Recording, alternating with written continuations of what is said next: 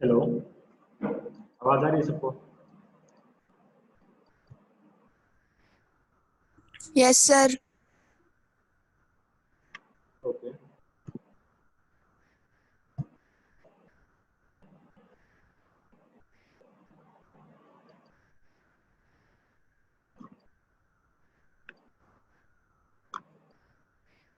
Last lecture में हमने OSI module start किया था और इसकी फिजिकल लेयर देखी थी।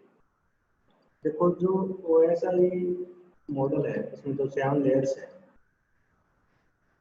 जो टॉप मोस्ट लेयर होती है आपकी, जो हमें मैसेज या जो भी डाटा हमें ट्रांसमिट करना है उसको हम मैसेज बोलते हैं टॉप मोस्ट लेयर में। और ये टॉप 3 लेयर में मैसेज ही चलता हुआ, और ट्रांसपोर्ट लेयर में उसको बोल देते हैं हम सेगमेंट। और नेटवर्क लेयर में बोलते हैं इसको डाटाग्राम।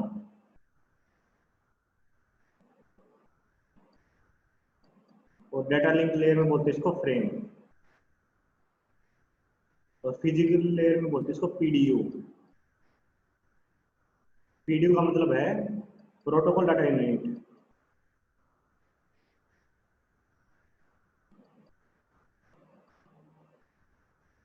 ये एक्चुअली गेट में क्वेश्चन आया हुआ है एक बार, जब मैंने 2012-13 में दिया था एक बार। तो उस टाइम ये डायरेक्ट क्वेश्चन था कि भाई नेटवर्क लेयर में, लेयर का नाम मुझे याद नहीं इस टाइम, लेकिन नेटवर्क में या डाटा लिंक लेयर में जो मैसेज की यूनिट होती है उसको हम क्या बोलते हैं। तो आपको डायरेक्ट याद रखना बस। ट्रांसपोर्ट लेयर में इसको सेगमेंट बोल देते हैं, नेटवर्क में डाटाग्राम, और डाटा लिंक में फ्रेम, और फिजिकल में PDU, protocol data unit. Simple straight forward question था और मैं गलत करके आया था उस टाइम।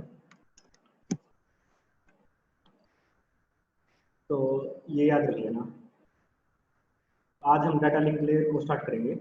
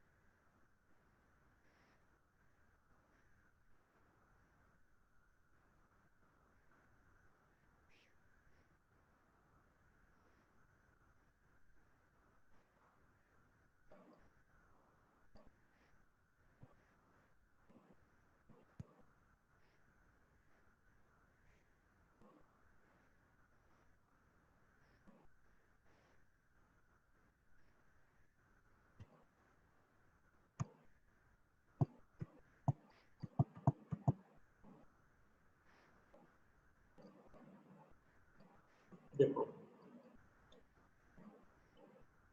जो डाटा लिंक लेयर होती है इसका काम होता है बेसिकली आपका नोड बाय नोड डाटा को ट्रांसफर करना, किसी पर्टिकुलर नोड से किसी दूसरे नोड पर, लेकिन with in same network. Suppose करो ये आपका एक नेटवर्क है, इसके अंदर आपके मल्टीपल डिवाइसेस है। ये सारे डिवाइस आपस में कनेक्टेड है दूसरे से। तो ये डाटा लिंक लेयर क्या काम करती है, विद इन नेटवर्क अगर आपने किसी को डाटा ट्रांसफर करना है तो उसको ट्रांसमिट करने का काम डाटा लिंक लेयर करती है। आल्थो हम इसको यूज कर सकते हैं किसी दूसरे नेटवर्क में भी डाटा ट्रांसफर करना हो तो, लेकिन वो एफिशिएंट तरीका नहीं है यूज करने का। उसका रीजन है क्योंकि जो डाटा लिंक लेयर होती है ये फिजिकल एड्रेस को यूज करती है। फिजिकल एड्रेस होता है आपका मैक, जो आपका हार्डवेयर का एड्रेस होता है। जैसे अगर मैं आपको मेरे लैपटॉप में मैक एड्रेस दिखाऊं,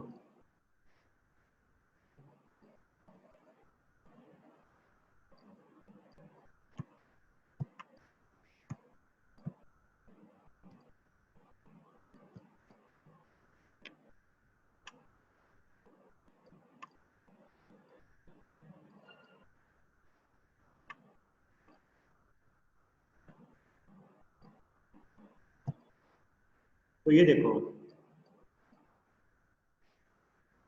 ये यहाँ पर मैक एड्रेस है।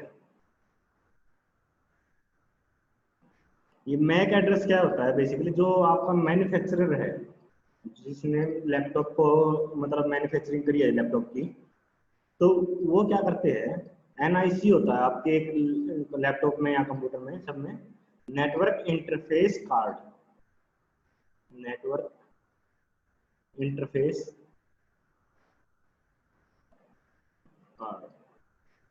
ये क्या होता है, बेसिकली जो आपका मदरबोर्ड है उसमें एक कार्ड अटैच होता है, जिसका काम क्या होता है, आपके डिवाइस को इंटरनेट से कनेक्ट करवाना।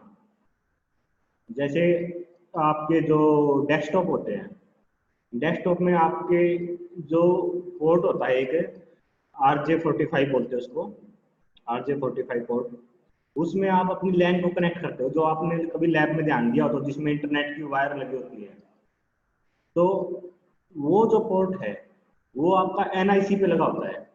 जैसे ये मान लिया आपकी एनआईसी है, और यहाँ से ये मान लेते हैं ये मदरबोर्ड से अटैच है, ये मदरबोर्ड हो गया आपका, ये आपकी एनआईसी, और यहाँ इसमें एक पोर्ट होगा जो बाहर से विजिबल होगा, जिसमें आप इंटरनेट की केबल अटैच करते हो, ठीक है। और जो वायरलेस है, जैसे लैपटॉप को आप वायरलेस भी मतलब इंटरनेट से कनेक्ट कर सकते हो। तो उसमें क्या है, ये पोर्ट तो होता ही होता है, लेकिन इंटरनल वाईफाई के लिए भी एक अलग से एंटीना टाइप, बेसिकली एंटीना आपको बाहर से नहीं दिखेगा, लेकिन कहने का मतलब वही है कि इसके अंदर एक डिवाइस लगा होता है जिसकी हेल्प से आप वायरलेस की हेल्प से इंटरनेट से कनेक्ट कर सकते हो। ये सब एनआईसी में होता है। और जो मैक एड्रेस है वो भी एनआईसी पे मार्क होता है आपका मैक एड्रेस। ये हर एक डिवाइस का यूनिक होता है, ठीक है। आपके लैपटॉप का कुछ अलग मैक एड्रेस होगा, मेरे का अलग होगा, किसी और का देखेंगे तो उसका अलग मैक एड्रेस होगा। और ये जो मैक एड्रेस है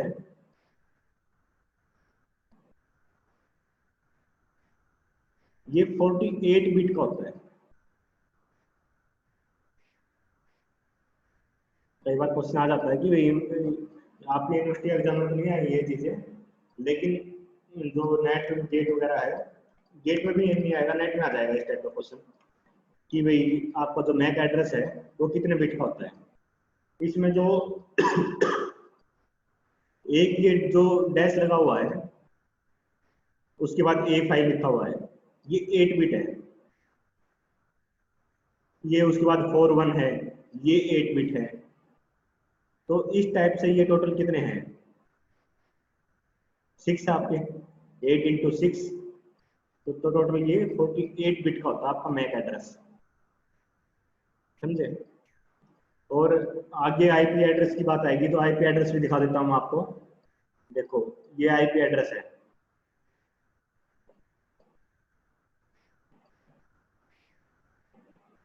कितने बिट का होता है कितने का नहीं, वो आगे बात करेंगे इसके ऊपर।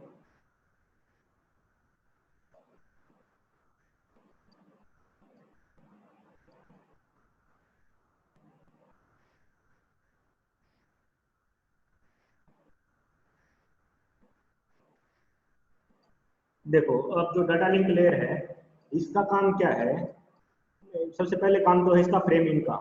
जो मैंने एक बताया था आपको कि जो मैसेज की यूनिट होती है डाटा लिंक लेयर में उसका नाम बोलते हैं हम फ्रेम। तो डाटा लिंक लेयर क्या करती है, फ्रेमिंग करती है। मतलब नेटवर्क लेयर से जो मैसेज इसके पास आएगा ये उसको क्या करेगी, पार्ट्स में डिवाइड कर देगी। हर एक पार्ट को एक फ्रेम बोलते हैं हम, ये एक फ्रेम है, ये एक फ्रेम है, इस टाइप से। अब इसका रीजन क्या होता है डिवाइड करने का, देखो जो रिसीवर है, मान लेते हैं ये रिसीवर है, और ये कहता है कि भाई मैं एक बारी में 100 बिट रिसीव करूंगा, कुछ भी हो सकती है, 100 कोई जरूरी नहीं है, लेकिन ये कहते हैं इसकी कैपेसिटी क्या है, एक बारी में 100 बिट रिसीव करने की है, ठीक है। 100 से ऊपर होगी तो वो रिसीव नहीं करेगा उस पैकेट को। तो ये क्या करता है, सपोज करो आपका जो मैसेज है वो 300 बिट का है, ठीक है। 300 बिट का मैसेज है, लेकिन ये रिसीव कितना करेगा, 100 बिट। तो डाटा लिंक लेयर क्या करती है, इसको डिवाइड कर देगी अलग अलग पार्ट्स में, जिसको हम फ्रेम बोलते हैं। अब ये 100 बिट का फ्रेम डिवाइड नहीं होगा। ये नहीं होगा कि भाई ये 100 का है, ये 100 का और ये 100 का, क्योंकि इसकी कैपेसिटी 100 है, ऐसा नहीं होता। उसका रीजन क्या है, हर एक मैसेज के साथ एक हेडर भी अटैच होता है। आपको मैंने पहले बताया था कि जो भी ऊपर से मैसेज आएगा उसमें हर एक लेयर अपना हेडर ऐड कर देती है। अब सपोज करो ये 100 का मैंने डिवाइड कर दिया, तो अगर मैं इसमें हेडर भी अटैच करूंगा तो इसका साइज क्या होगा, मान लेते हैं हेडर आपका 20 बिट का है, तो इसका साइज तो 120 हो गया, वो तो सेंड होगा ही नहीं। तो इसको क्या करना पड़ेगा, इसको इसका साइज 80 करना पड़ेगा। वो 80 करके ही इसको डिवाइड कर देगी, 80 और 80।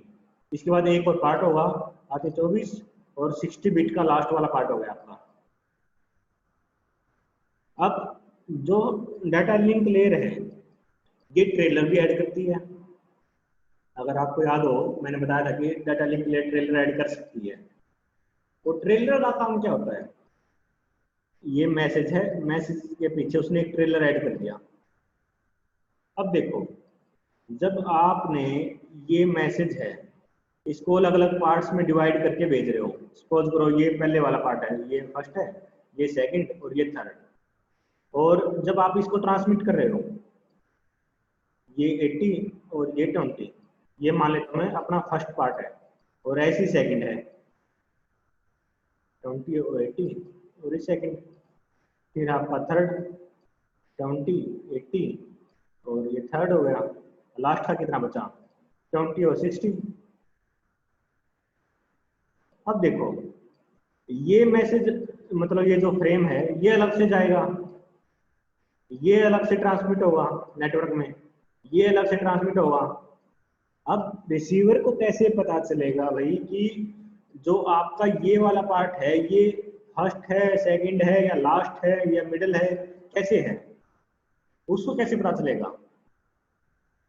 तो वो बताने के लिए देखो यहाँ पे ये लास्ट फ्रेम आपका, अब इसके बाद कोई और फ्रेम नहीं जाना, तो इसका मतलब क्या है, टोटल जितने भी थे आपका ये यहाँ पर कम्युनिकेशन कंप्लीट हो जाएगा, जो आपका मैसेज जाना था वो कंप्लीट हो जाएगा जब ये लास्ट फ्रेम डिलीवर होती। तो उसके लिए क्या करता है, ये एक एक्स्ट्रा बीट ऐड कर देता है यहाँ पर ट्रेलर की। ट्रेलर ये बताता है कि भाई मेरे पास मेरे पीछे कोई और भी फ्रेम आ रहा है या नहीं आ रहा है, समझ रहे हो। जैसे लास्ट वाला फ्रेम है तो उसके पीछे मान लिया हम 0 लगा देते हैं, इसका मतलब क्या है, इसके बाद और कोई फ्रेम नहीं आना, आपका मैसेज डिलीवर हो गया कंप्लीट, समझ रहे हो। इसको ज्यादा डिटेल में नहीं बता रहा मैं अभी, लेकिन आप समझो कि भाई जो हेडर है और ट्रेलर है इसका पर्पज क्या है। जो हेडर है, हेडर ये बताता है बेसिकली आपको मैसेज डिलीवर कहाँ पे करना है, किस रिसीवर के पास भेजना है, ये काम हेडर का है। और जो मैसेज ये आपका मैसेज वाला पार्ट है, ये तो कंप्लीटली आपकी जो इन्फॉर्मेशन है उसको स्टोर करता है। ट्रेलर हो गया जो ये बताने के लिए कि भाई आपके पीछे और कोई भी मैसेज आ रहा है या फ्रेम आ रहा है या नहीं आ रहा है। ये बात क्लियर है सबको।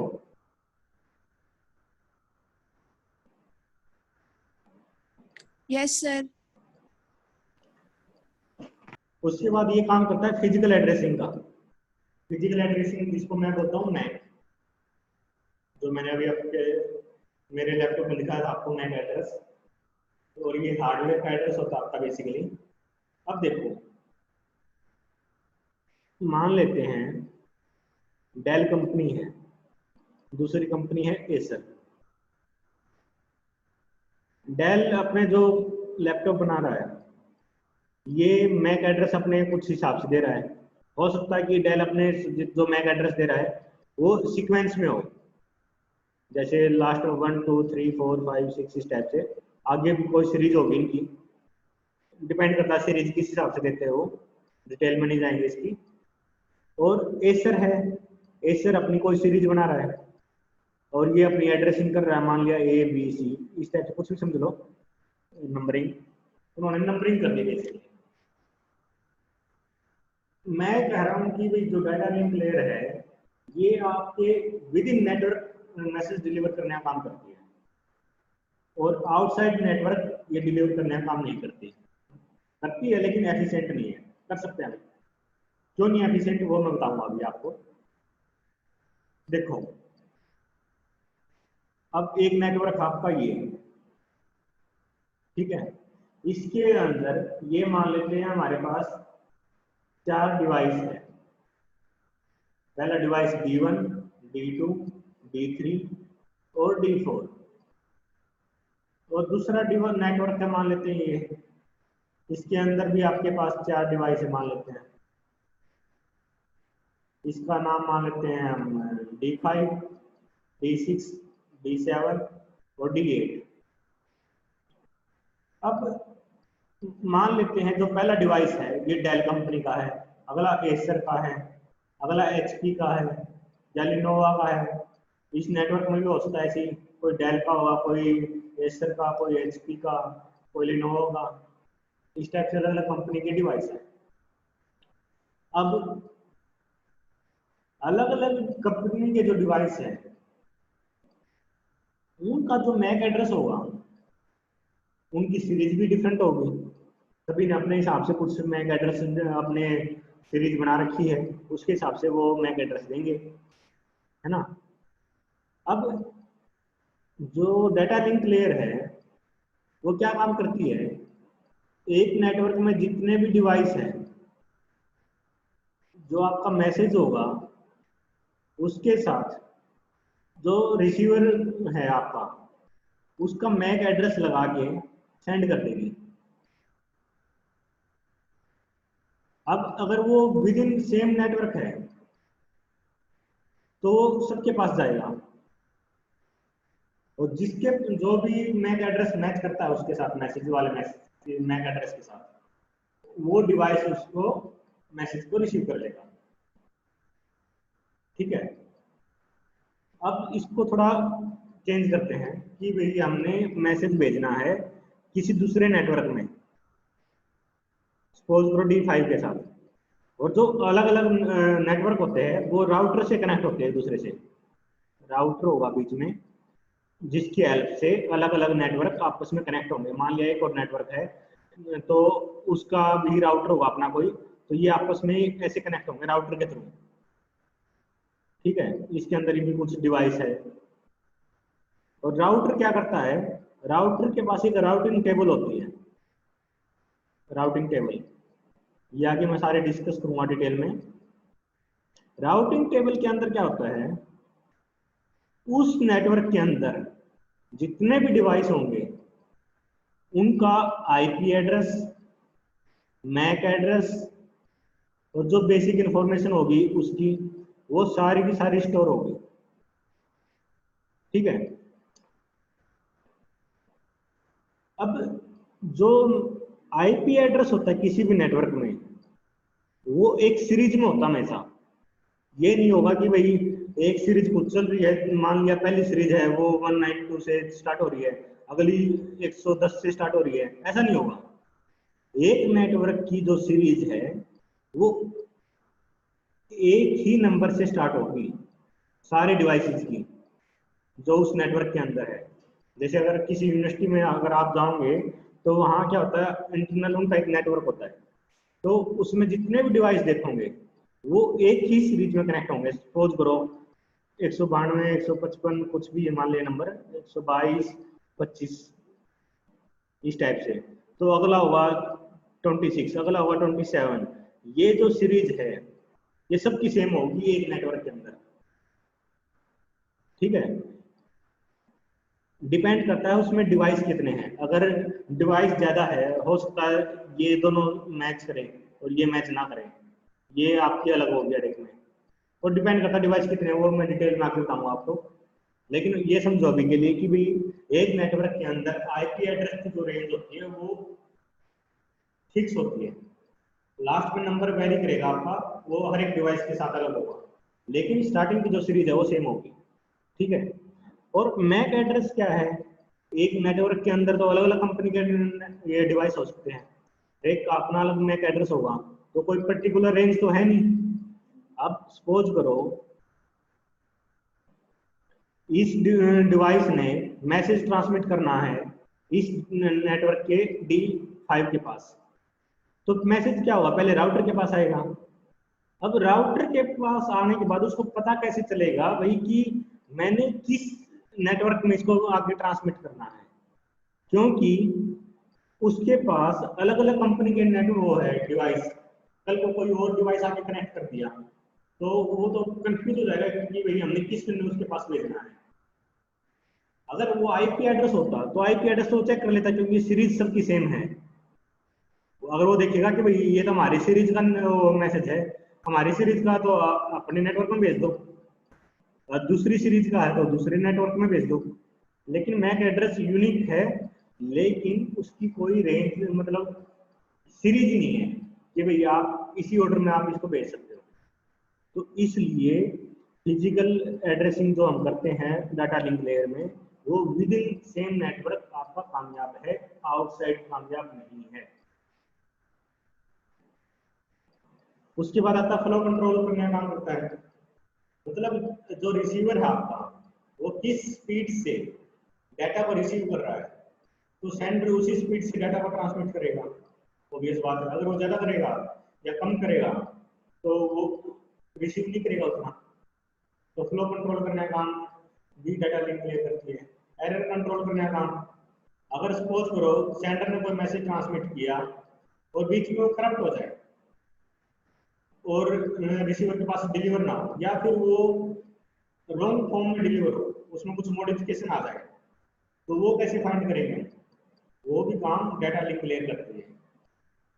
अगर मैसेज आपका डैमेज हो जाए या लॉस हो जाए तो वो काम डाटा लिंक लेयर करती है। उसके बाद है एक्सेस कंट्रोल। एक्सेस कंट्रोल का मतलब क्या है,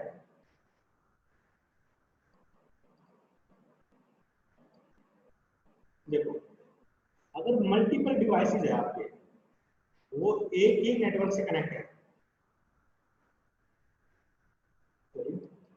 देखो इसको इस तरीके से देखो, मान लिया ये सेंडर है और ये रिसीवर है,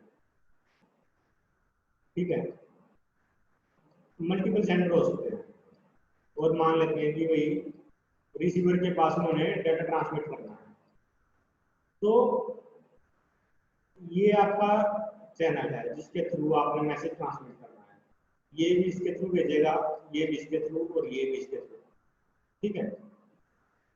अब इसको हम एफिशिएंटली कैसे यूज कर सकते हैं, एक तो हम कर सकते हैं इसको टाइम डिवीजन के हिसाब से, मतलब सबको हम टाइम दे दें कि भाई 5 सेकंड आपकी है, 5 सेकंड आपकी है और 5 सेकंड आपकी है, सभी 5-5 सेकंड के लिए इसमें डाटा ट्रांसमिट कर सकते हो। जब पहले वाले ने मैसेज ट्रांसमिट किया हो सकता है वो यहाँ पर हो, दूसरे वाले ने अगले 5 सेकंड के लिए ट्रांसमिट किया, वो इस पे आ जाएगा। मतलब मान लिया D1 D2 और D3 ये है, D1 D2 D3, फिर दोबारा D1 की बारी आएगी, फिर D2 की बारी आएगी, फिर D3 की बारी आएगी, सभी 5-5 सेकंड के लिए अपना डाटा ट्रांसमिट करते रहेंगे, सभी की बारी आती रहेगी राउंड रोबिन फैशन। अगर आपने ऑपरेटिंग सिस्टम याद होगा, राउंड रोबिन आपने एल्गोरिथम देखे होंगे, तो उसमें क्या था, टाइम दे देते थे कि भाई इतने टाइम के लिए सभी अपना जो भी प्रोसेस थी उसको सीपीयू एग्जीक्यूट करेगा। तो इसमें भी वही है कि भाई इतने इतने टाइम के लिए सभी को हमने कह दिया कि भाई आप ट्रांसमिट कर लो, ठीक है। लेकिन इसमें थोड़ा सा और चेंज कर सकते हैं हम कि भाई इसको टाइम के हिसाब से ना देखें, बैंडविड्थ के हिसाब से दे दें। बैंडविड्थ का मतलब क्या है, जैसे इस जो बैंड टोटल बैंडविड्थ है आपकी, ये टोटल कैपेसिटी है अपने चैनल की, और इसमें से क्या देते हैं भाई D1 है जो, उसको इतनी बैंडविड्थ दे दी, इसमें D1 मैसेज ट्रांसमिट करेगा, और ये D2 के लिए, ये D3 के लिए, ठीक है, सभी अपने अपने बैंडविड्थ में डाटा ट्रांसमिट करेंगे। अगर आपने ध्यान दिया तो पीछे से मीडिया में काफी चीजें आती थी भाई, 2G स्पेक्ट्रम की मतलब वो डाला हुआ, उसमें क्या था? वो स्पेक्ट्रम क्या है? स्पेक्ट्रम है बेसिकली आपकी टोटल बैंडविड्थ, कैपेसिटी आपकी ट्रांसमिट करने की। और इसमें क्या है, अलग अलग जो डिवाइस है आपके, अलग अलग चैनल है जो, उस वो अपने अपने चैनल में मतलब अपने अपनी जो बैंडविड्थ दे रखी है उनको उसमें ही ट्रांसमिट कर सकते हैं। जैसे रेडियो है, रेडियो को अगर आप घुमाओगे उसकी फ्रीक्वेंसी चेंज करोगे तो अलग चैनल चेंज हो जाएगा आपका। तो सेम चीज है इसमें, ये अलग अलग बैंडविड्थ है, अलग अलग फ्रीक्वेंसी है, मतलब सॉरी फ्रीक्वेंसी तो नहीं कहना चाहिए मुझे, लेकिन ये अलग अलग बैंडविड्थ दे दी मैंने। ये बैंडविड्थ किसी पर्टिकुलर चैनल उसके डिवाइस के लिए दे दी, ये बैंडविड्थ किसी पर्टिकुलर अलग डिवाइस के लिए दे दी, ये अलग डिवाइस के लिए दे दी। तो सभी अपने अपने जो फिक्स बैंडविड्थ है उसी में ट्रांसमिट करेंगे। ओवरऑल मान लेते हैं इसकी बैंडविड्थ 100 Mbps है। 100 Mbps का मतलब क्या है? एक सेकंड के अंदर ये 100 मेगाबिट्स ट्रांसमिट करती है, ये पूरी जो कैपेसिटी है इसकी। अगर मैं इसको डिवाइड कर दूं, तो मान लिया अपने पास टोटल 10 चैनल है या 10 डिवाइस है, तो मैं क्या करूंगा, इसको 10 में डिवाइड कर दूंगा। तो एक के पास कैपेसिटी कितनी मिली? 10 Mbps की, क्योंकि टोटल आपके पास 100 थी, उसको मैंने 10 डिवाइस में डिवाइड कर दिया, तो मैं हर एक को 10 Mbps दे रहा हूँ। मतलब एक सेकंड में वो डिवाइस 10 Mbps मतलब 10 मेगाबिट्स ट्रांसमिट कर सकता है, जो अर्लियर था 100 Mbps। ठीक है ना? उसको हमने डिवाइड कर दिया अलग अलग उसमें, ताकि हर एक को बराबर का मौका मिले ट्रांसमिट करने का। इसमें किसी को डाउट पूछ सकता है? टाइम होने वाला है, नेक्स्ट अगले लेक्चर में देखेंगे।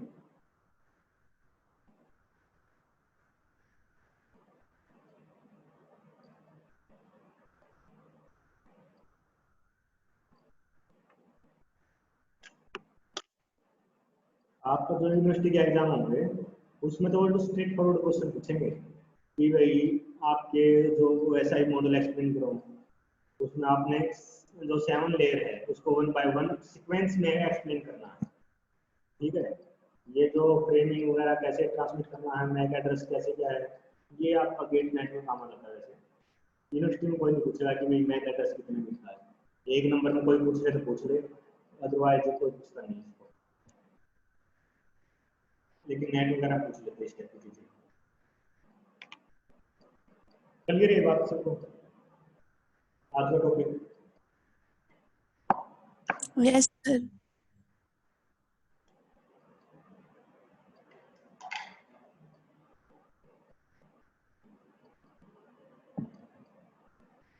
यूनिवर्सिटी एग्जाम में आपको पूरी थ्योरी आएगी, इसमें न्यूमेरिकल वगैरह के चांस बहुत कम होते हैं। तो पिछले सेमेस्टर्स का अगर आप रिजल्ट देखोगे 100% रिजल्ट आता है नेटवर्किंग में, क्योंकि थ्योरी है, थ्योरी बच्चे रख लेते हैं।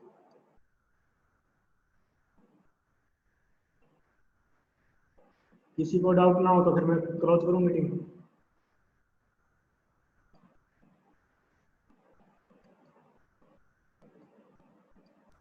Yes, sir.